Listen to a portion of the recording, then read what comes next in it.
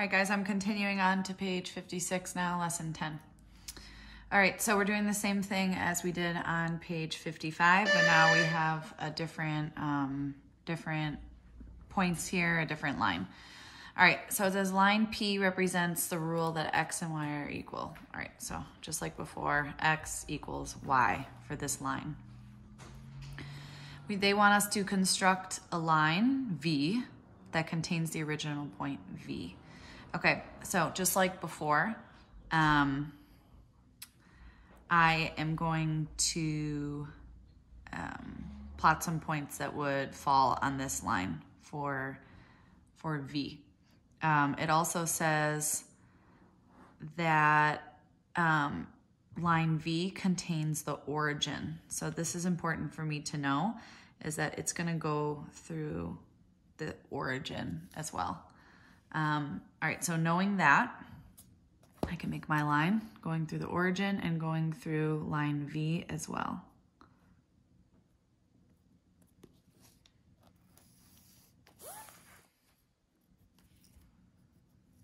All right, they want us to name 3 points on line V, so I'm gonna find some points where I can, find the coordinate easy. All right, let's see. We'll use this one, or how about this one down here? That one is 1, 2. Another point would be here. This one is 3, 6. And then lastly, I see one up here I could find easily. That one is 5, 10. All right, now it says identify a rule to describe line V. All right, so let's start with 5, 10. I'm noticing that when I move from the X value to the Y value, it is decreasing, which means I'm either, I guess it would make more sense for me to draw the arrow this way. It's decreasing this way, so I'm either dividing or I'm going to subtract. If I were to subtract, it would be 10 minus 5 would get me to 5, right? So if that was the rule, if it was subtracting, it's minus 5. So let's go and check to see if it works here. 6 minus 5 does not equal 3, so that cannot be the rule. Let's talk about division. I know I can divide 10 divided by 2 to get to 5, so divided by 2 might be the rule. Let's see if that works going this way. 6 divided by 2 does equal 3, so that works. 2 divided by 2 does equal 1, so that works. Again, we can write this a couple different ways. I'm going to write it as y is 2 times x.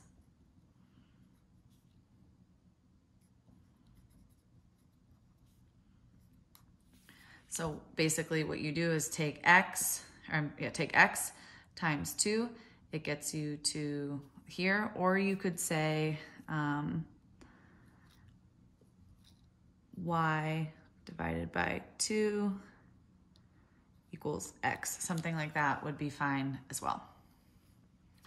All right, now they want us to construct another line W, and it needs to go through the origin and point W. So it's going to go through here and point W.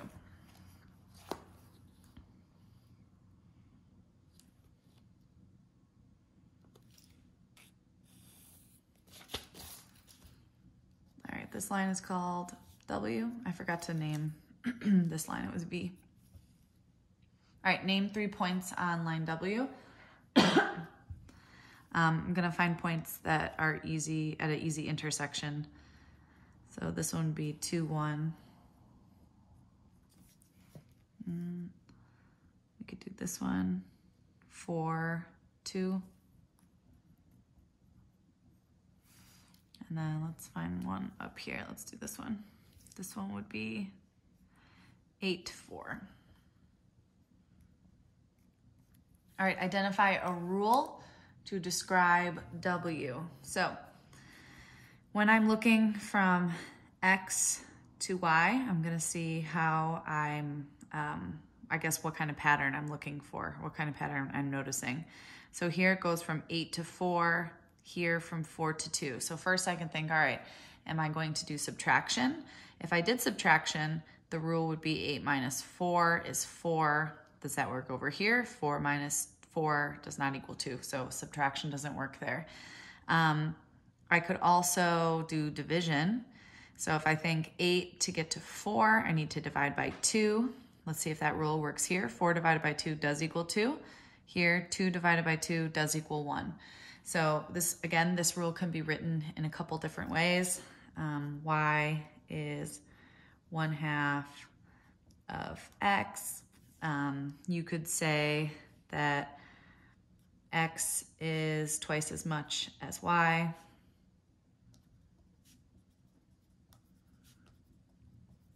There's different ways you can write the same rule. Both of these would be okay. You could even say, you could say y times 2 equals x.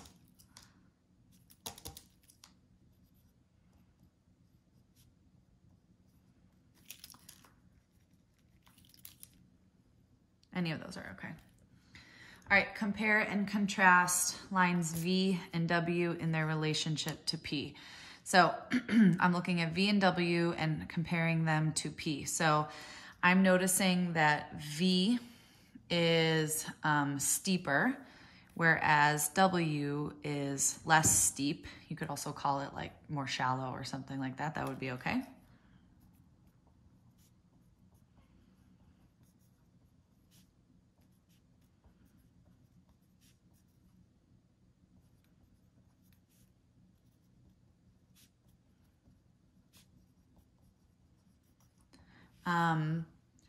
They both are using multiplication of x, but with V, you're multiplying by a greater number.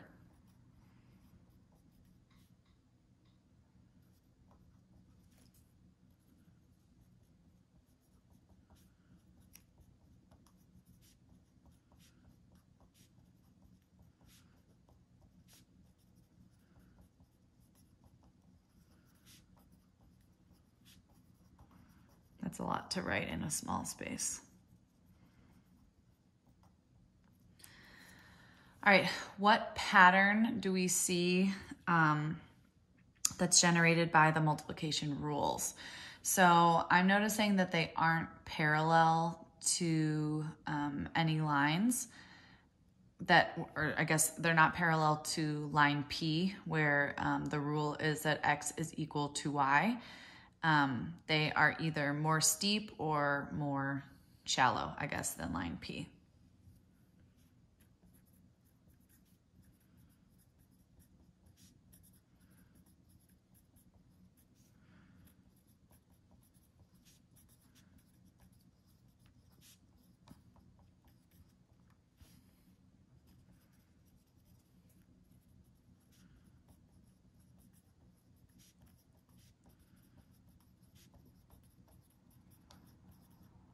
All right, and then the last one.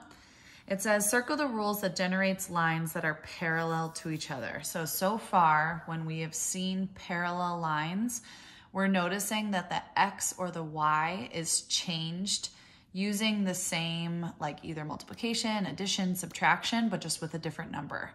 So I'm gonna look at these different rules and think which two would create two parallel lines. So the first one says add 5 to x. So x is being changed here. You're adding 5, or I'm sorry, y is being changed. You're adding 5 to x to get to y. So the next one says multiply x by 2/3. That one doesn't work. We're doing multiplication here. So these two would not create parallel lines. Here, this one says x plus 1/2. Well, this one is doing, I could even write it like this, x plus 1/2. This one is x plus 5. So they're both adding a number to x, which would make them parallel. Even though 5 and 1/2 are not the same, you're still adding something to x to get to y. Now let's see if these two multiplication ones could be parallel. This one is multiply x by 2/3. This one is x times 1 1/2. So here, these ones wouldn't create lines that are parallel to each other because now we're involving some fractions here. So it's going to make our lines not be parallel to one another. So these two would be parallel.